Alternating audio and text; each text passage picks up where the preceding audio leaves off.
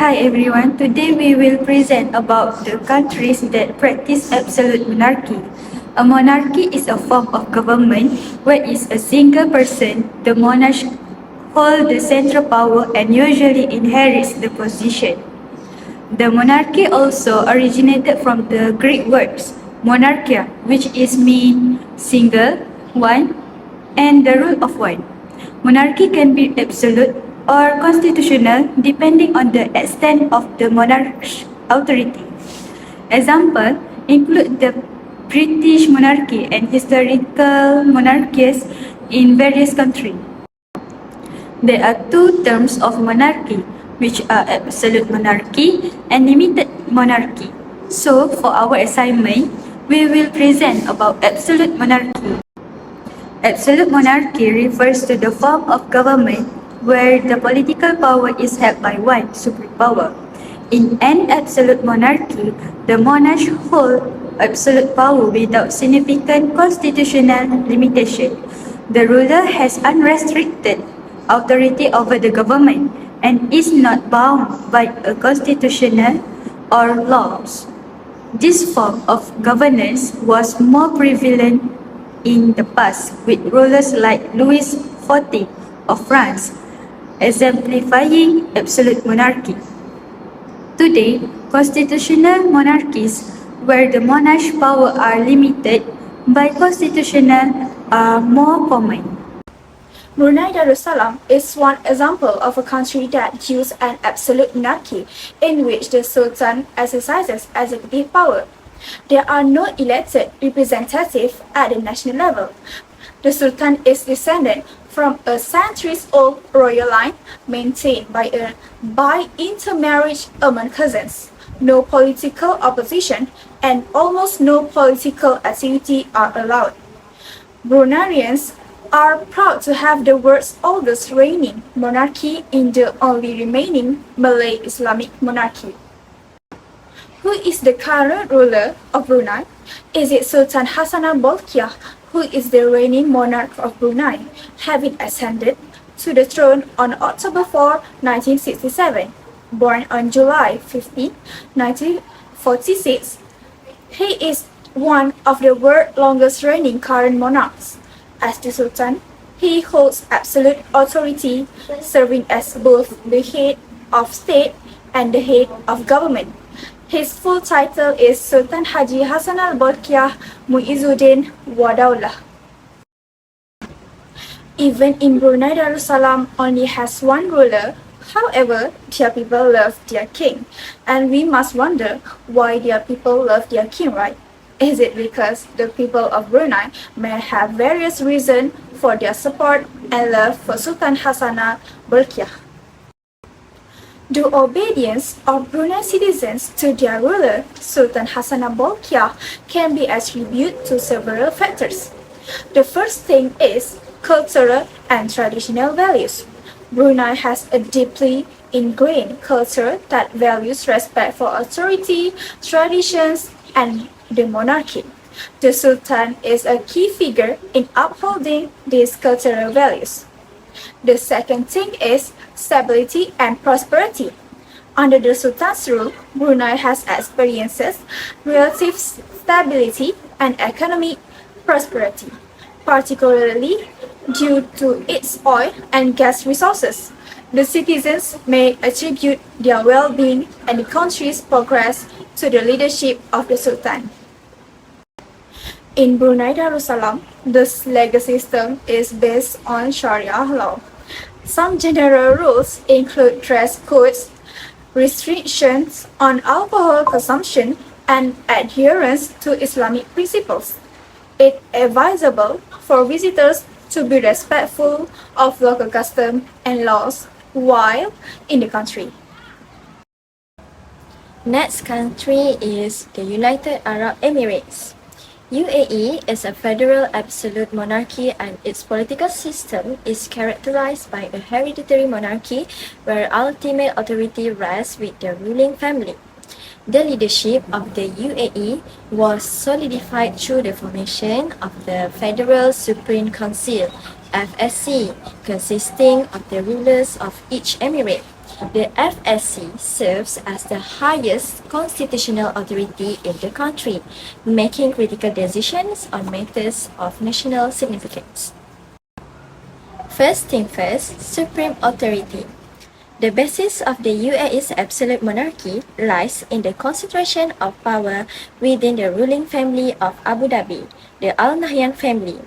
The president of the UAE is also the ruler of Abu Dhabi, ensuring that most influential emirate holds the highest political office. For your information, Sheikh Mohammed bin Zayed Al Nahyan is the president of the United Arab Emirates and the ruler of Abu Dhabi. He was elected on 14 May 2022 by decision of the members of the Federal Supreme Council. The leadership succession within the Al Nahyan family further solidifies the monarchical system with the position passing down through hereditary lines. Secondly is UAE follow the tradition and Islamic values. The rulers of the UAE emphasize the importance of preserving traditional values and Islamic principles in the governance of the country. The legal system is influenced by Islamic law and the rulers play a role in shaping the cultural and social landscape. There are many reasons why the UAE has such a low crime rate compared to the rest of the world.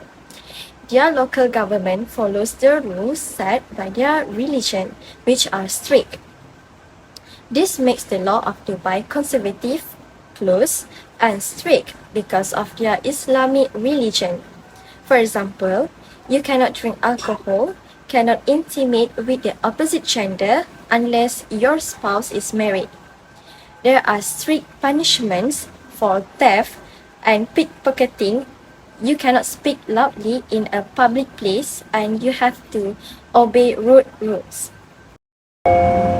Next is UAE is limited political opposition. An absolute monarchy usually suppresses political opposition and the UAE is no exception. Political parties are not allowed and dissent is punished with severe measures. Freedom of speech and assembly is restricted and any form of criticism of the ruling authorities often leads to legal consequences.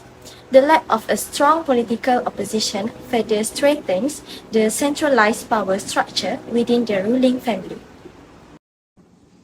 Now, let me explain to you about the absolute monarchy in Eswatini.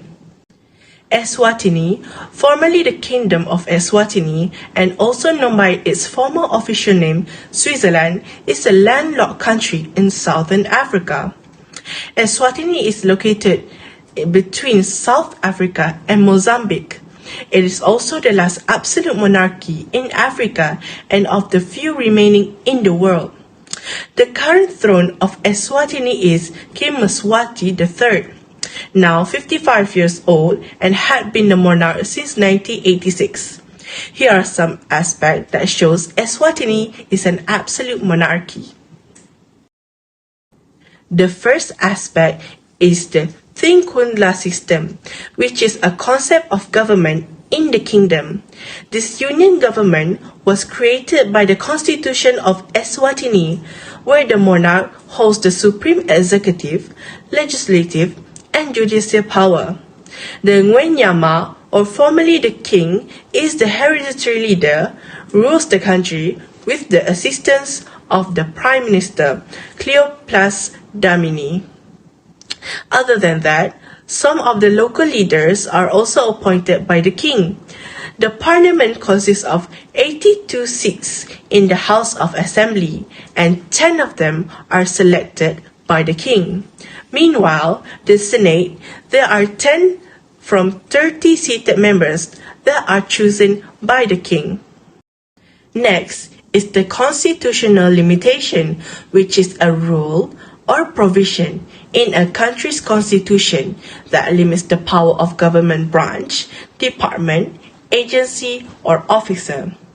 That is why the political landscape is dominated by the monarchy with limited political pluralism and opposition. This can concentrate the power of supreme leader. In 2001, King Mswati III appointed a committee to draft a new constitution. The draft was released for comment in May 2003. Surprisingly, it was strongly criticized by the civil society organization. One of the criticisms of the new draft constitution is failure to protect fully the rights to freedom of conscience, belief, expression, opinion, peaceful assembly, and association. Of course, Eswatini's status as an absolute monarchy was characterized by the extensive power granted to the king, Mswati III. The monarch has the power to appoint important figures such as the Prime Minister, the cabinet members, and high-ranking government officials, and to centralize decision-making within the monarchy. This concentration of power contributes to the unique character of Eswatini political system, in which the king plays an important role in the governance. In conclusion, Eswatini shows that government is also the king's responsibility, so that the kingdom is in a good condition. These are several advantages of absolute monarchy. First, decision on the nation, administration, and welfare can be made and implemented immediately. This can result in the action of a problem being overcome more quickly. Next, the rule has a lot of power and a stable position. This is because the throne can only be inherited by family members. Now, we move to the disadvantages of absolute monarchy. First thing first, people do not have much freedom of speech. Restrictions on freedom of speech are imposed to maintain control, prevent opposition, and preserve the stability of monarchy. Citizens may fear repercussions for expressing dissenting opinion.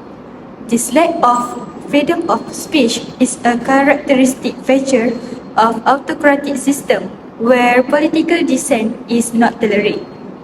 Next, the disadvantages of absolute monarchy is there's no control of the monarch's power. This will encourage coercion and cruelty the citizen. In summary, absolute monarchy has advantages of its own. This is seen when the inherited throne from the antiquity is inherited. Therefore, in order to prevent legacy from being lost to time, it is up to us as young people to value and respect it. Thank you.